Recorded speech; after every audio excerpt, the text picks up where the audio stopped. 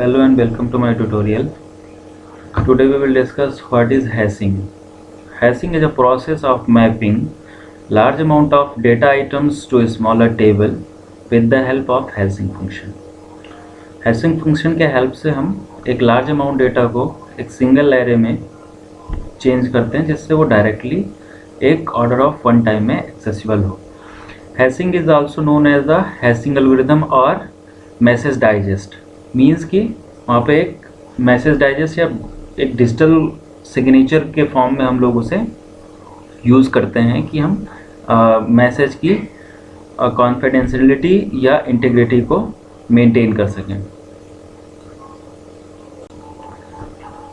It is a technique to convert a range of key values into the range of indexes of an array. हम hashing function के through जो की values हैं उन्हें index के form में, array index के फॉर्म में कन्वर्ट करते हैं, जो हम आगे देखेंगे. It is use to facilitate that next level searching method when compared with linear and binary search.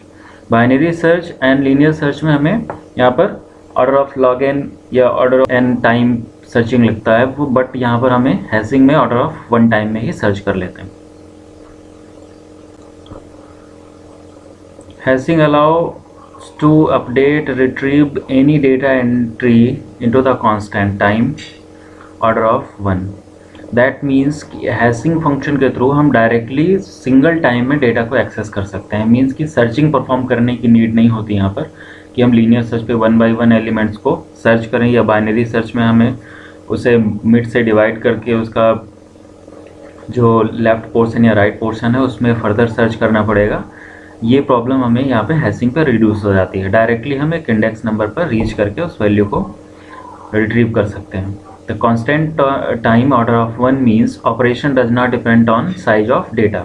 Size, जो डेटा का साइज है वो कितना भी हो, ह्यूज अमाउंट ऑफ डेटा हो, हमें वहाँ पर searching order of one time में ही मिलेगी. मीन्स कि बेस्ट केस, वर्स्ट केस है, एवरेज केस यहाँ पर आपका ऑर्डर ऑफ वन ही होगा. Hashing is used with database to enable items to retrieve move quickly. Databases में हैशिंग नॉर्मली यूज़ करते हैं हम. It is use to encryption decryption of digital signature. इसका यूज इंक्रिप्शन एंड डिक्रिप्शन में होता है. इंक्रिप्शन आपका होता है कि नॉर्मल टेक्स्ट को एक साइफर टेक्स्ट में कन्वर्ट करता है. साइफर टेक्स्ट आपका नॉन रीडेबल फॉर्म होता है जो आपको उसे एक स्पेशल सिम्बल्स या स्पेशल कैरेक्टर्स में चेंज कर देगा. डिक्रिप्शन आपका रिवर्स प्रोसेस है इंक्रिप्शन का. मीन्स कि जो साइफर टेक्स्ट है या अनरीडेबल फॉर्म में जो टेक्स्ट है उसे वापस से रिकन्वर्ट करके प्लेन टेक्स्ट में कन्वर्ट करता है नॉर्मली, उसे बोलते हैं डिक्रिप्शन. डिजिटल सिग्नेचर होता है आपका कि हम वेरीफाइड डेटा को करते हैं कि डेटा आपका ओरिजिनल फॉर्म में है या मॉडिफाई हो गया है. तो यहाँ पे डिजिटल सिग्नेचर, जो मोस्टली हैशिंग का यूज़ हम लोग डिजिटल सिग्नेचर्स में करते हैं कि डेटा वेरिफिकेशन के लिए डेटा मॉडिफाइड है या ओरिजिनल डेटा ही है. नेक्स्ट देते हैं व्हाट इज़ हैश फंक्शन. अब fixed process convert the key to hash is known as the hash function. जो यहाँ पर आपके पास हैश की है उसके थ्रू हम डेटा को कन्वर्ट करते हैं with the help of hash function, जो देखेंगे अभी example. This hash function take a key, map it to value of certain length which is called hash value.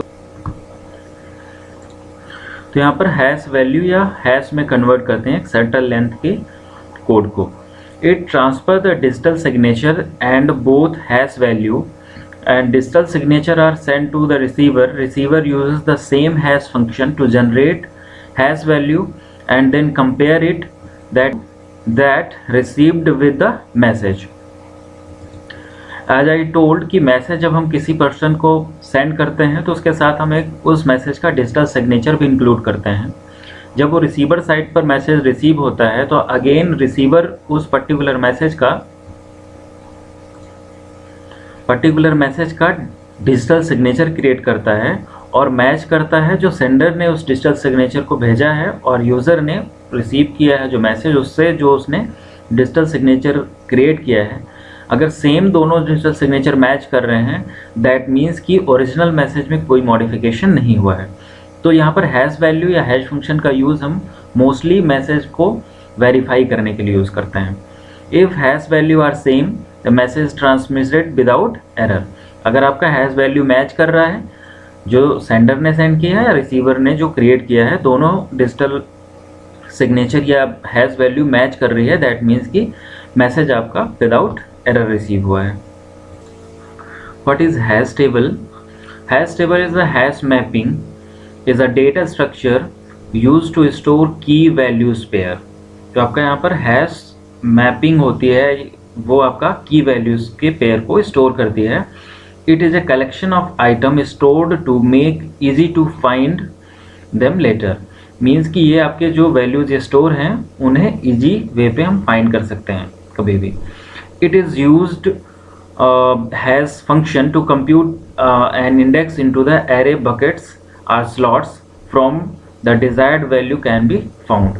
यहाँ पर हैज़ फंक्शन के हेल्प से हम एरे में फैच कर सकते हैं जो वैल्यूज हमें रिक्वायर्ड है।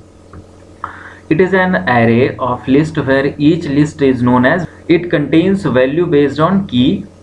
यहाँ पर जो values होंगी वो key पे based होंगी। Has table synchronized and contains only unique element। यहाँ पर जो particular इस array पे array index 0, array index 1, array index 2 में value unique store होंगी, यहाँ पर overlapping नहीं होगी values की। We can see we have a size table size n equals to 10. Each position has table is called slot.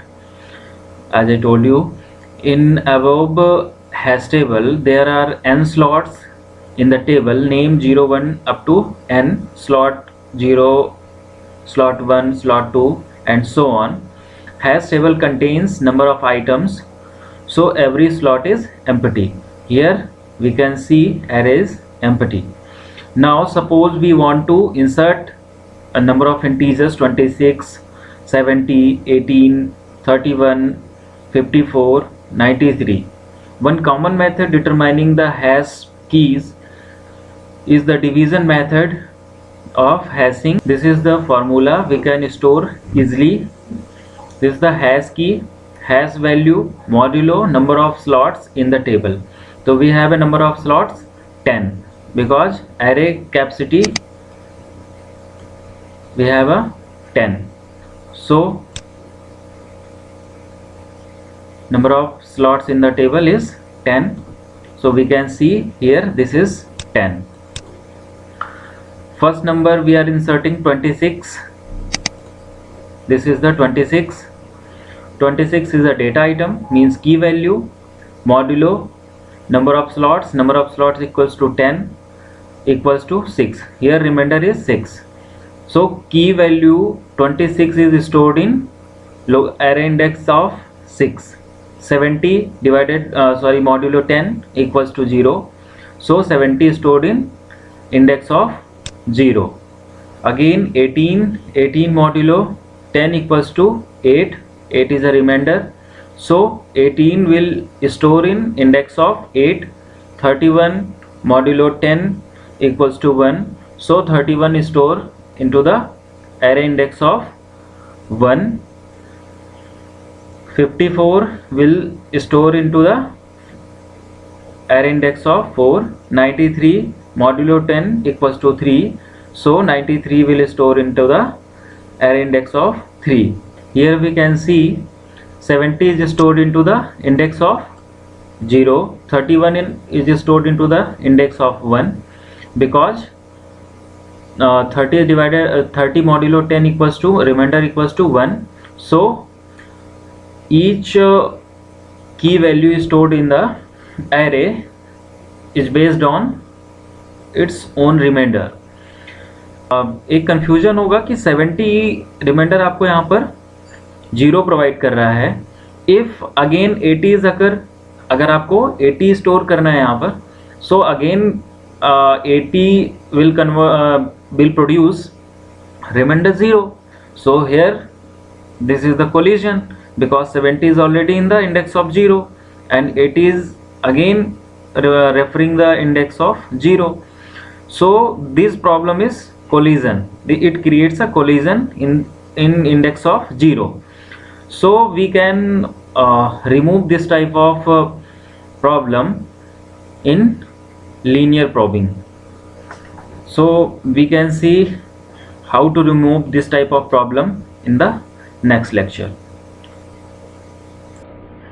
So these are the values, or these are the hash values. So हम यहाँ पर hash values के according data items को array में insert कर सकते हैं. Thank you so much.